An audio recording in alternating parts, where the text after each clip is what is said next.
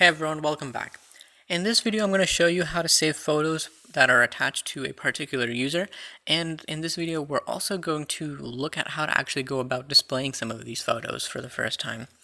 So here we go. So right now we're in loginactivity.java, and just to go over this, what we're doing is we're making sure that the user isn't logged in already. And if the user isn't logged in already, then we're going to show them the login screen where they can click on the sign in with Facebook button. Once they sign in with Facebook, we create, or parse automatically creates a parse user. We're going to use that parse user object when saving photos. So let's just go right here. Right now what we're doing is we're creating a parse object and that is of type photo. We're putting in a photo, right? But we're not putting in a user. So if we go here, right, we'll see that we have a column called photographer. So photographer, new, we're just going to put in parse user.getCurrentUser, and that's it. Now whenever we save a photo, the photographer object is going to be populated with the current user.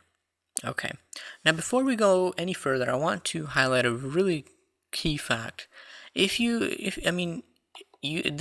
kind of like syntax right here where we're creating an object and then we're using this method called put. This seems very familiar to the hash map implementation on Java. And indeed, that's really what a parse object is. It's just a mapping of keys and values. Now, this is great when you want to do simple stuff like this, but when you have large programs, it becomes a hassle to create a parse object and then set its name to photo, and then make sure you're spelling each of these column names right and then passing in the second parameter correctly. What you want instead of this is you want to have Java objects. You want to have Java objects that have their type enforced. So you want to have a method that'll take in a photo, and that method, it requires that you pass in a parse file, not a parse object or a parse user, but a parse file.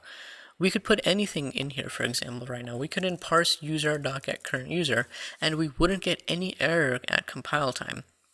Right? So that's a pretty big issue.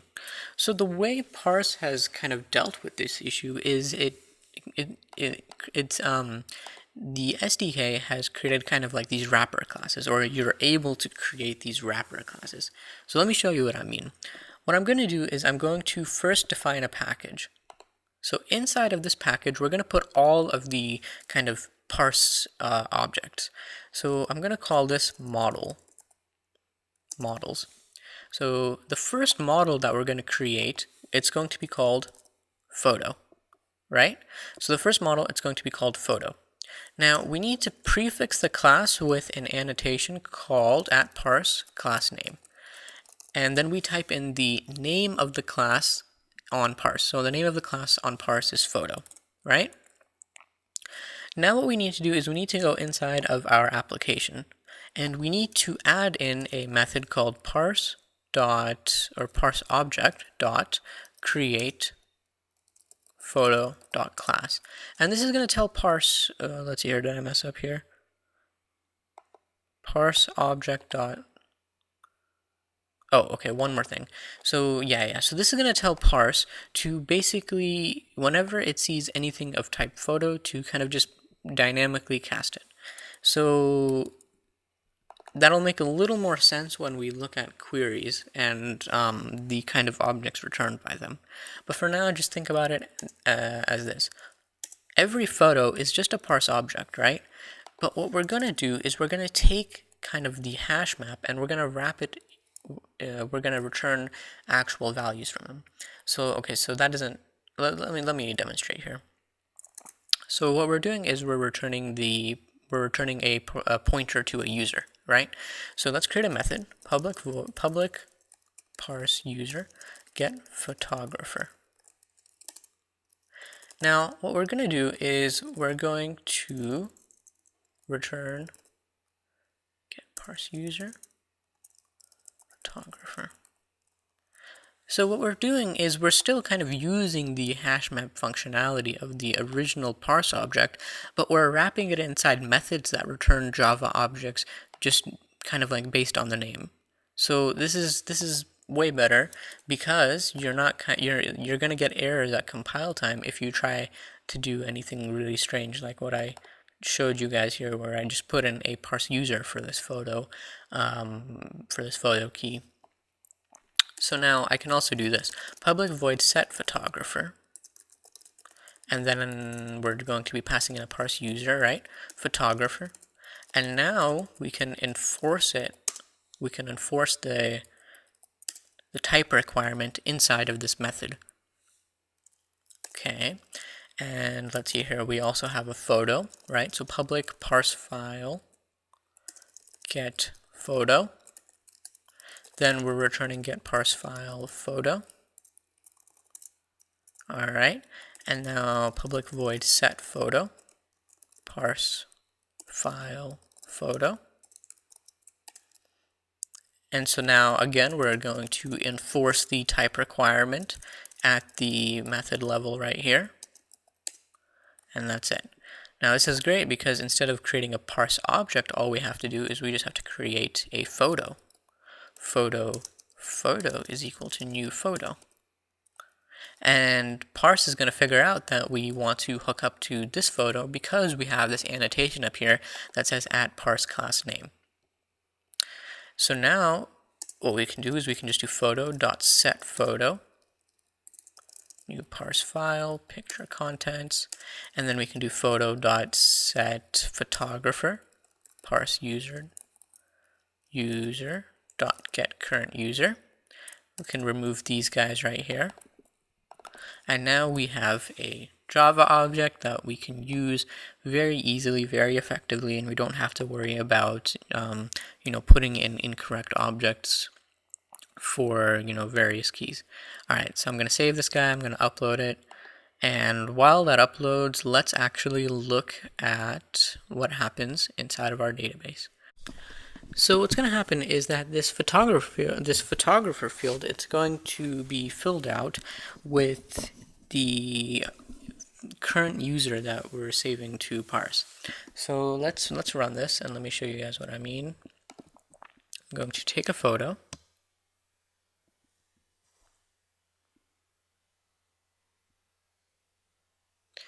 And let's see here, I want to go into my gallery.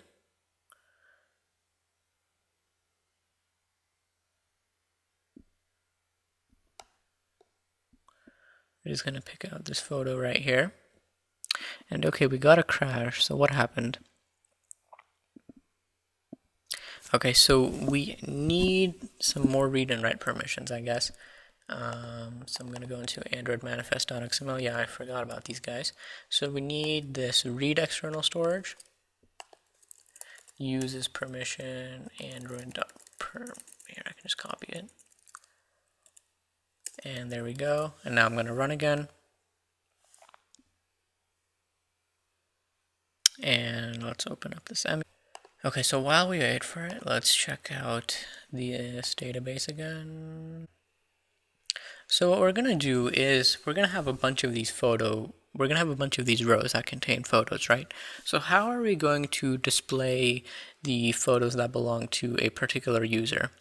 Well, in order to do that, we're going to need another class actually, and we're going to go into why we need that other class in probably the next video. But this other class, it's going to contain two columns. And the first column, it's going to be a parse user, which is basically the user that the photo has been targeted to, and then it's going to contain this photo kind of class right here. So let's just do that while we wait for this guy to load. So we're going to, let's see here, we're going to create a class, and this class is going to be called photo, let's see here, we'll call it photo target. So it's going to be called photo target, and the first column, it's going to be pointer. So it's going to be a pointer to the user that the photo is being targeted at. And then we also need a column for the photo. Well, we want to know the photo. So we want to know the photo that the user should see. So for example, this is useful because we could have, let's see here, we have a user right here, right? And the user's object ID is 4J whatever. right? So let's add a row. We can actually add a row, and then our target is that user right there, and we can say that the photo that we're targeting is that one right there. Now the problem is we only have one photo and one user, and let's see here, the photographer is this user in this case. Let's just make that the case. Okay, here we go. So yeah, so we'll get back to this in a little more detail in a little bit of time, but what I want to do is I want to first take this photo, gallery, I'm going to choose a picture, and wow, it still crashed. It is annoying. So let's see, you must register. I'm pretty sure we did that though. You must register parse object. Not create, register. Sorry guys, we need to register it, and then that's gonna let us use this photo class instead of just using the default parse object. That guy right there should be photographer instead of photo. And so let's run again one more time. Let's close this so we know when it restarts. Okay, let's take a photo one final time. It's going to work this time, I feel it. I'm gonna hit gallery. I'm gonna choose an image right there. And let's look at the logcat and make sure we're not getting any errors. Okay, so I think that worked. Let me open up the photo. Okay, and there we go. We've saved a photo object to parse, and let's see here, the photographer has been populated with this user. Perfect. Alright, so this video is getting kind of lengthy, so I'm going to cut it here. We'll go into how to actually show these pictures in a list view in the next video. Alright, I'll see you guys then.